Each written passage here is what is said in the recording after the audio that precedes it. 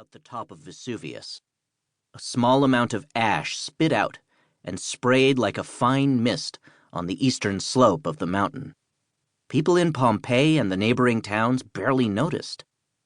But around noon, the ground started to vibrate in Pompeii. Some tiles were shaken off roofs. They shattered as they hit the ground. And then, suddenly, Vesuvius blew its top. The peak of the mountain exploded like the cork out of a bottle. Molten rock and pumice blasted out of Vesuvius, mixed with ash and gas, and 1.5 million tons of debris per second. It was like an atomic bomb, but bigger. People who were hundreds of miles away could hear it. There was a giant crater where the top of Mount Vesuvius had been. In Pompeii, the people stopped what they were doing and stared at Vesuvius in the distance. The smart ones gathered up their belongings and made a run for it. They headed for the Bay of Naples to board boats and get out of there.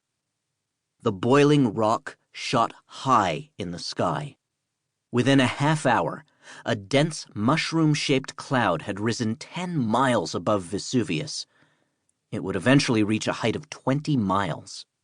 And the wind was blowing that cloud toward Pompeii. Then the debris began to spread out, mix with cold air in the atmosphere, and solidify. The sky turned dark. By 3 o'clock, the sun was blocked out. It looked like nighttime in the middle of the afternoon. The mushroom cloud collapsed, and all that stuff that had blasted out of the mountain started falling from the sky. Rocks rained down like hot, black snow. Some were as small as golf balls. Others were as large as watermelons. They hit the ground like missiles, slamming into houses and killing people instantly. Families dashed for shelter or helped the wounded and dying. Bricks, tiles, stones, and junk were flying everywhere. People climbed trees.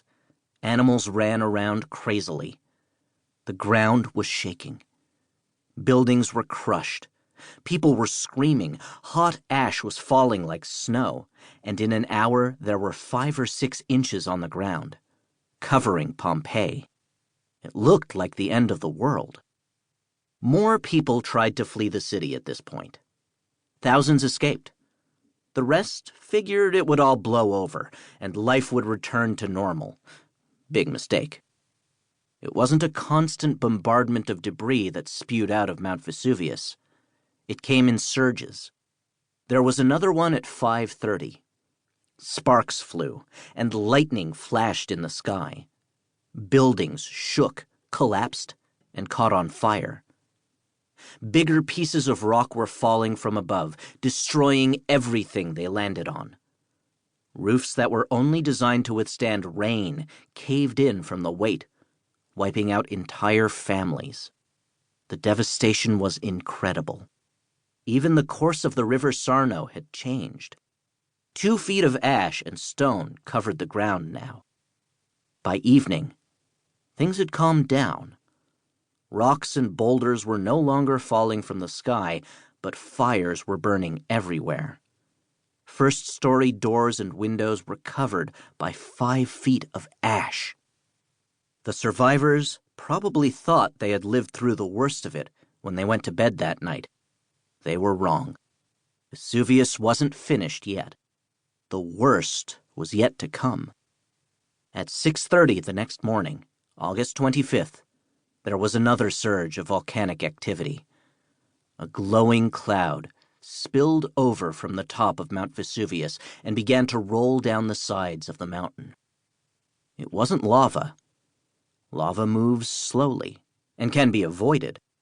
This was a gigantic wave of toxic sulfuric gas mixed with hot cinders and pieces of molten rock. It was moving fast, close to 180 miles per hour. And it was hot, maybe 700 degrees. It poured into Pompeii like a hurricane.